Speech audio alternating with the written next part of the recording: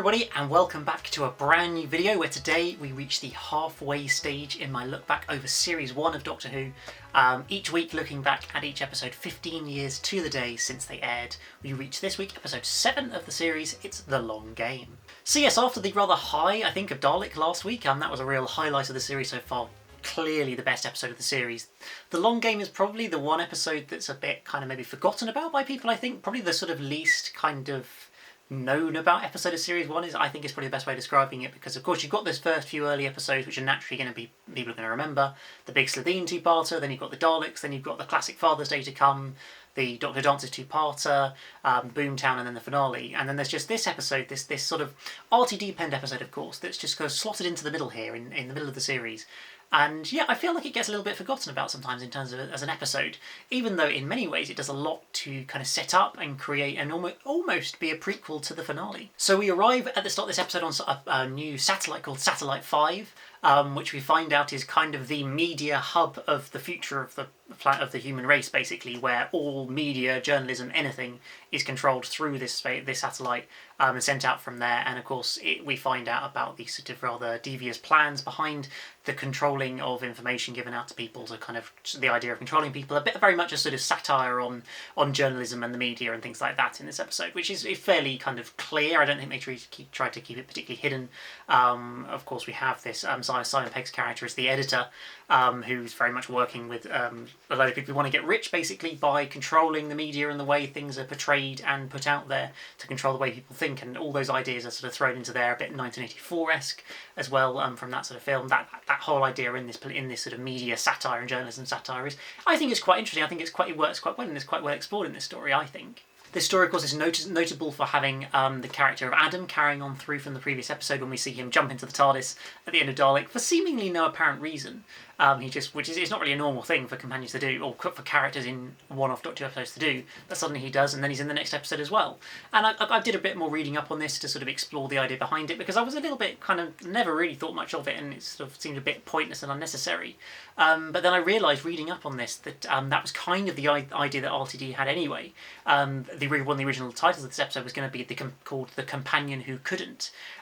This idea of somebody who kind of wants to be a companion, almost kind of tries to be a companion, but is basically no good at it and fails at it and messes up.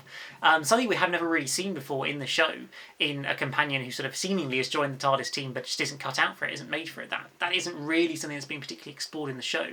And so actually it's quite interesting to kind of do this mini sort of, only within a single episode of course, but this idea of there's this person who joins the Doctor and Rose but turns out really can't hack it, goes and does a load of stupid stuff on Satellite 5, gets his head turned, his head opened up basically, so he can have all this information shot into his brain and things like that, and then tries to send some information to the past about the future and messes things up there as well, and just exploring that idea of the companion who couldn't, the companion that just wasn't never going to work, wasn't good enough, and was never going to be kept on. So actually I think in sort of understanding the idea and the concept behind it a bit more made it really quite interesting, I think. Also, reading up a little bit more on this story, it's interesting that apparently the sort of outline for this story Russell T Davies initially submitted to the Doctor Who production team back in the 1980s, when the show was still on air back in sort of the late 80s. Apparently he'd submitted some sort of draft of this script to the BBC, and they kind of came back saying, you need to work on it a bit.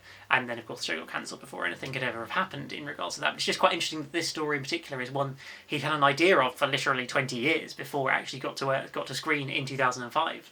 And also worth noting with this whole companion who couldn't idea, apparently one of Russell's original ideas was to have it sort of the story be told from Adam's perspective throughout the story. But I think they kind of realised in the writing process it was going to kind of limit the story a little bit too much to be able to work.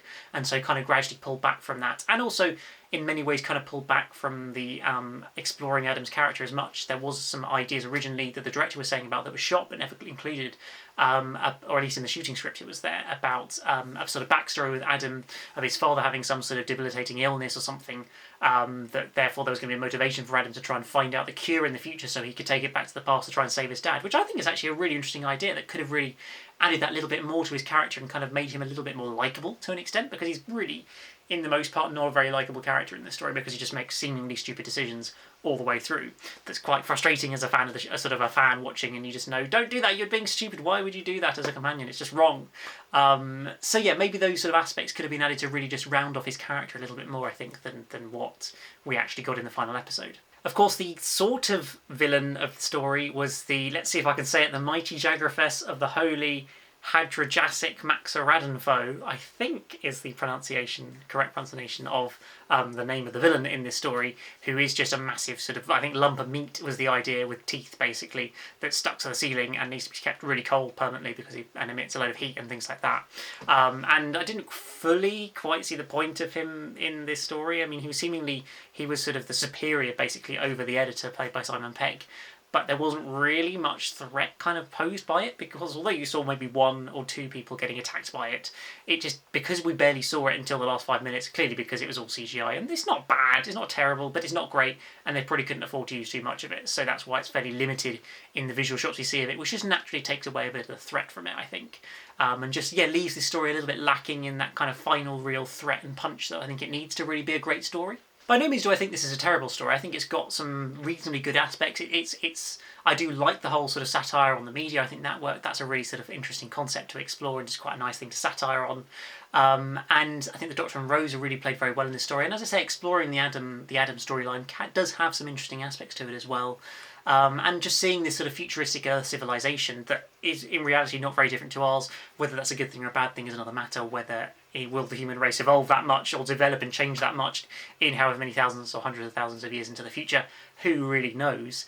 But yeah, it's just quite an interesting thing to explore, I think, in this episode. And as I mentioned, it very cleverly sets up the finale as well. We don't really realise it at this point, but of course we know that they come back to Satellite 5, I think it's 100 years later, when, because of the Doctor solving all the problem with the way the media was controlling everything, it actually has completely destroyed everything, and then 100 years later it's all a complete disaster. The news has just stopped and died, and it's all become terrible reality TV shows and being controlled by, well, the controller, who we find out to be rather other people. But of course we'll explore that when we get to the final 2 episodes of the series later in a few weeks' time. So this was an episode that did pretty respectively on the viewing figures once again. I think it got around 7.5 million people watching on the night, which is pretty fantastic. Compared to anything we get now, it's pretty fantastic. And the critical reviews were kind of average, but not great. It's probably the best way of describing it. So some people thought, yeah, it's fairly good, we like the satire in it, but it's sort of not the most exciting and compelling story we've ever had. It just feels, I think it's kind of the first example really of your bog standard mid-series Doctor Who episode that kind of becomes a real stalwart of Doctor Who series nowadays, where every single series has 1, 2 or 3 mid-series episodes that are okay, nothing special, kind of average, sort of with sometimes not a very good villain, sometimes just not a very exciting story, sometimes because it's got no connection to the episodes around it can make it a bit disappointing, and I feel The Long Game is just the first example of that. Not that it has good points to it, but it just feels very kind of bog standard and average Doctor Who on the whole. So I think that just about sums up The Long Game, episode 7 of the series. We'll be moving next week into episode 8, Father's Day of course. This time next week, join me on next Thursday to have another look at that one, 15 years to the day since it aired of course. But please guys, do let me know your thoughts on The Long Game down in the comments below. Is it one where, like me, where you feel it's just a little bit average mid-series episode? Or actually, is it one of the more popular ones for you? Do you actually quite enjoy it? Or do you think it's completely awful? I'd love to hear what you guys have to say on it down in the comments below. But apart from that guys, I hope you have enjoyed this quick little video. As always, remember that like button, that subscribe button if you're new here, and I'll see you again very soon for a brand new one. Goodbye.